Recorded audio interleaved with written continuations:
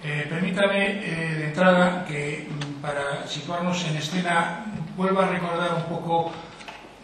datos y conceptos que Eva ya ha mencionado y que también se han mencionado en el vídeo que hemos presentado. El sector aeroespacial verdaderamente es un sector privilegiado, al menos aquí en España, y con una trayectoria de crecimiento impresionante en los últimos años. Como lo demuestra un crecimiento en nuestra facturación de equivalente al 11% de media anual y un crecimiento del 9% en lo que es el empleo aquí realizado. En el campo de I+D no nos quedamos cortos. España ha hecho un esfuerzo importante en este sector y el sector aeroespacial se ha destacado claramente en este esfuerzo. Nosotros estamos invirtiendo más del 14% de nuestras ventas en ese sector, destacándonos claramente respecto a la media del sector industrial español e incluso el sector industrial de la Comunidad de Madrid, con valores absolutos bastante importantes que oscilan alrededor de los 700 millones de euros, donde las empresas han hecho un esfuerzo muy importante, lo mismo que las instituciones. Si ya hablamos del sector aeroespacial, en la Comunidad de Madrid el panorama es todavía mucho más claro en cuanto a que Madrid es un motor evidente de todo el sector en nuestro país. La Comunidad de Madrid agrupa más del 65% de la facturación en toda España y agrupa también el 54% del empleo con valores absolutos que oscilan entre los 20.000 millones y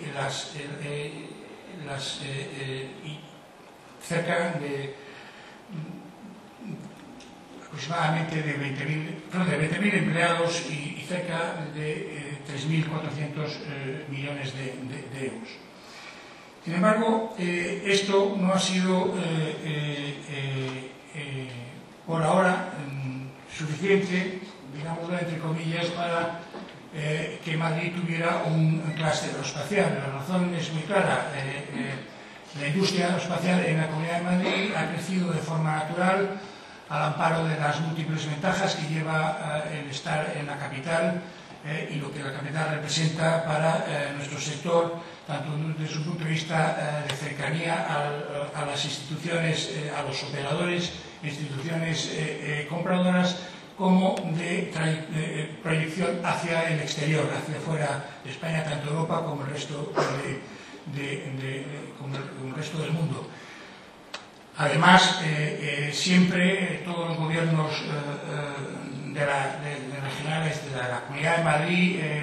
en sus distintas legislaturas, han estado constantemente apoyando de forma puntual este sector. Sin embargo, llegado el momento y viendo la evolución que toma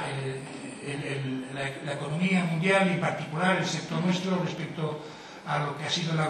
globalización y la necesidad de competir,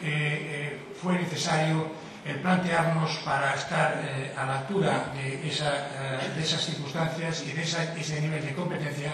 la creación de un clúster. Anteriormente, en España ya nos habían tomado la delantera regiones como Andalucía, el País Vasco y Cataluña, creando sus propios clústeres. Si bien se entiende que esto fuera así, porque en estas regiones pues, tenía que originarse el sector aeroespacial en muchas de ellas. En nuestro caso, lo que se trata es de simplemente no perder el tren y mantener ese nivel de competitividad y de presencia e imagen internacional.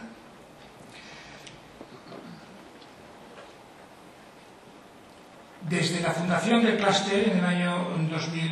final de 2006 hasta este momento, tampoco se puede decir que hayamos estado absolutamente quietos. Ha habido una serie de actividades, todas ellas necesarias para encajar lo que es la actividad, la acción del clúster en un sector muy experimentado y muy estructurado como es el que tenemos aquí en Madrid. Así que después de su fundación en el año 2006, en la que participaron las empresas que Eva ha mencionado, Airbus, EADS Casa, CESA, EADS Espacio, el grupo TAM y el grupo ITP, se inició un trabajo de fondo arduo, pero concreto y muy dedicado, en la cual yo quiero además hacer un inciso y destacar la labor que mi colaborador Félix Bellido